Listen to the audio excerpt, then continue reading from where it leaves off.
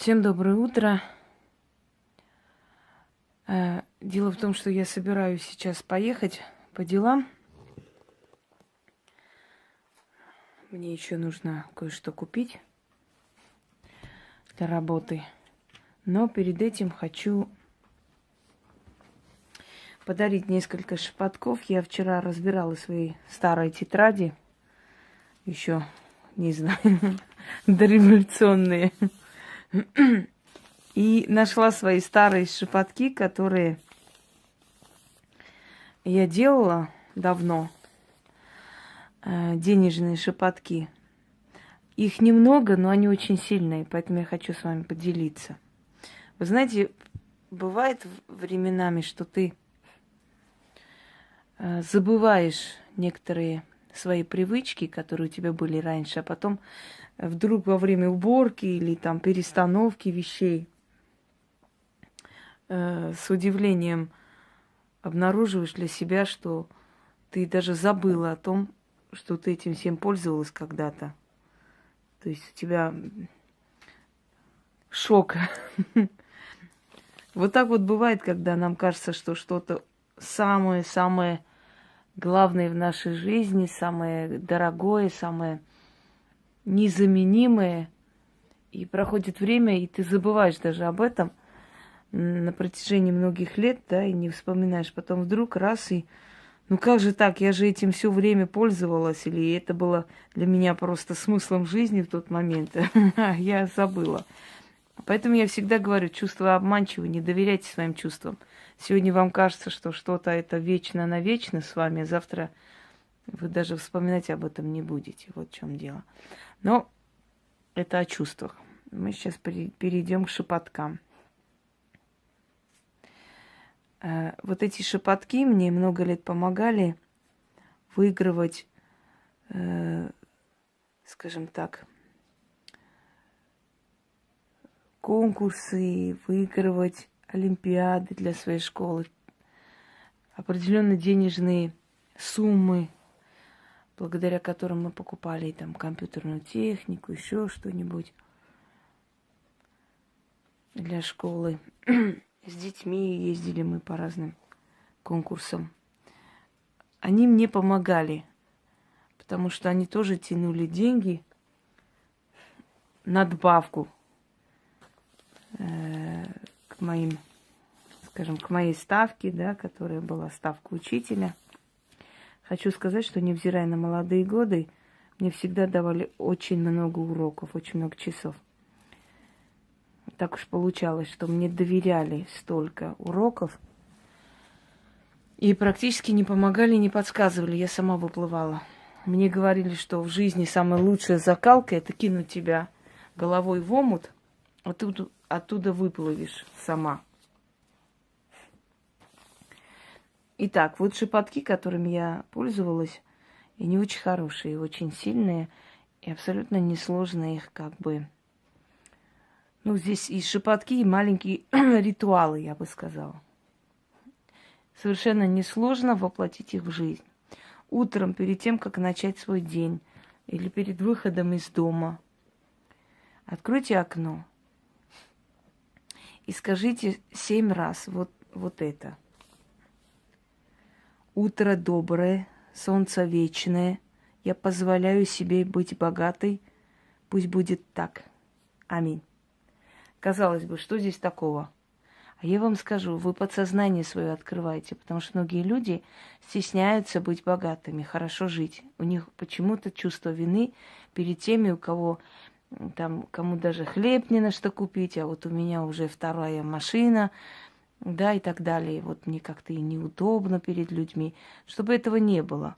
Не нужно стесняться быть богатым. Каждый живет так, как заслуживает. В основном. Единственное, кто не виноват в своей участи, это ребенок. Ребенок ничего не решает. А взрослый человек, он сам решает свою судьбу. Поэтому, если он хочет каждый день просто есть хлеб и чай, то он на это и будет стараться.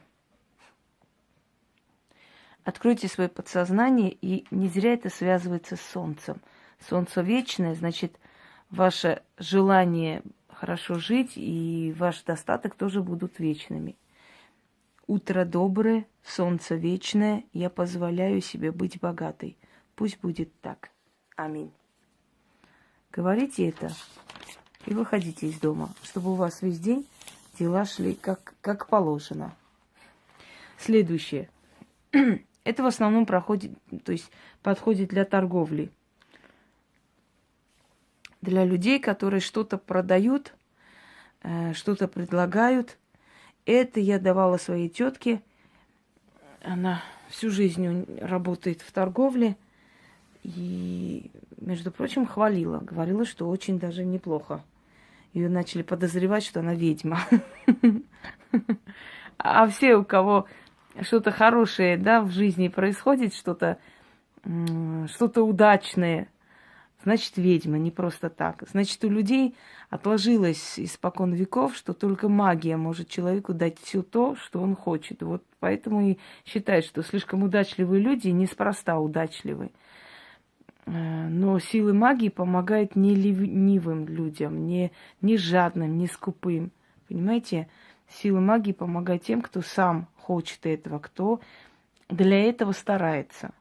Учтите это. Начнем.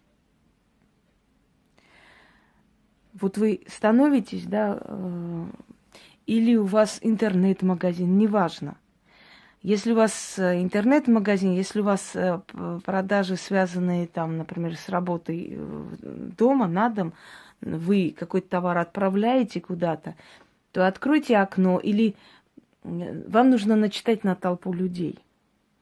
То есть вы должны видеть людей и читать. Или перепишите себе, например, сидите в кафе, глядя в окно, сколько людей идут, это читайте. Это действует только когда вы смотрите на толпу людей. Но если вы продаете, скажем, в магазине или на рынке, естественно, там люди ходят. Вам легче это читать. Читайте это периодически, несколько раз в день. О Бог денег, через тебя я заклинаю глаза людей и направляю их на мой товар. Я заклинаю ноги людей, придите сюда. Я заклинаю руки людей, хватайте, покупайте, а деньги свои мне отдайте. О Бог денег, пусть так и будет, истинно. Как мне пришел этот заговор?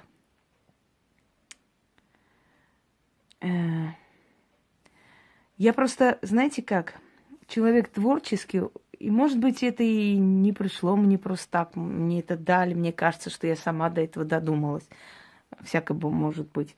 Но дело в том, что я просто подумала, а что если повелевать толпе прийти и купить у тебя то, что ты хочешь им продать? Вот направить их. А как направить? Ты не имеешь права сама направлять, и сил у тебя не хватит, если ты обычный человек, тем более. А денежный бог, который отвечает за торговлю, куплю-продажу, вот через него и направлять. То есть просить через него, чтобы ты могла направить глаза, ноги, руки людей на твой товар. Гениально! Не так ли? О Бог денег, через тебя я заклинаю глаза людей и направляю их на мой товар. Я заклинаю ноги людей, придите сюда. Я заклинаю руки людей, хватайте, покупайте, а деньги свои мне отдайте. О Бог денег, пусть так и будет, истинно. Теперь следующий, значит, заговор, ритуал маленький. И это имеет более древние корни. Так делали купцы, так делали люди, которые желали богатства. Считалось, что зеркало – это вход в потусторонний мир, и правильно считалось. И зеркало имеет особенность приумножать то, что видит. То есть, если вы подходите к зеркалу, постоянно говорите: ой, какая страшная, жуткая, да что ж такое, как я ужасно выгляжу, да что... Вы со временем заметите, что вы начнете стареть. Если вы подходите к зеркалу, вот вы видели людей, которые сами себя хвалят перед зеркалами?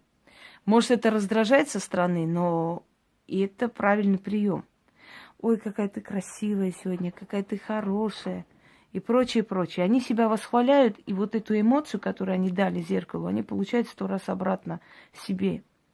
Так вот, если на ночь оставить монеты или деньги напротив зеркала, то вы заметите, что через некоторое время ваши деньги будут приумножаться. Я не зря советую, скажем так, в сундуках, где вы храните деньги, сверху, чтобы было зеркало.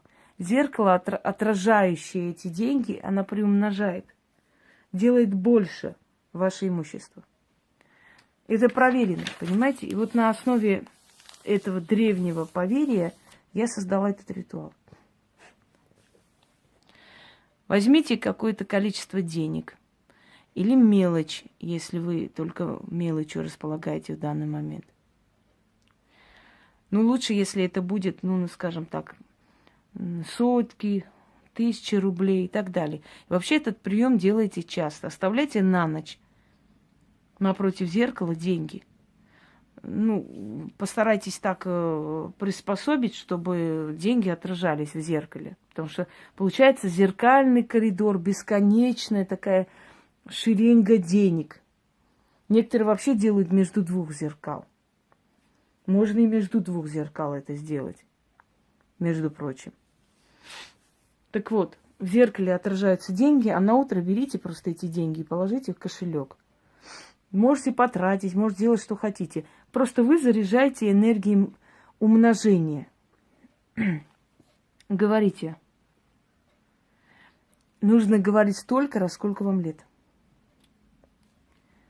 Как отражаются монеты на стекле зеркальном, так и умножаются деньги мои в жизни реальной. Как отражаются монеты на стекле зеркальном, так и умножаются деньги мои в жизни реальной. Скажите столько раз, сколько вам лет. Это небольшие заговоры, можно сказать. Оставьте на ночь. Утром возьмите, положите себе в кошелек эти деньги. И все. И в течение дня, если вы занимаетесь торговлей, у вас пойдет торговля. Если у вас парикмахерская, маникюр, педикюр, то же самое. Вот эти все, скажем так, заговоры денежные, они подходят для умножения вашей клиентской базы. У меня иногда пишут, а вот есть у вас заговор для парикмахеров или для маникюрщиц? Но в конце концов, я ж не буду специально для парикмахеров ставить какой-нибудь заговор или для тех, кто маникюром занимается. Неужели до вас не доходит, что это то же самое? Вам нужны клиенты, чтобы они к вам шли. Вот делайте денежный заговор. Какая разница, вы маникюрша или вы танцовщица? Какая разница для вас? Вам нужна клиентская база. Вот и делайте. И они к вам придут. И невзирая на то, что именно вы предоставляете миру, да? Чем именно вы зарабатываете, они все равно к вам будут приходить. Всем удачи!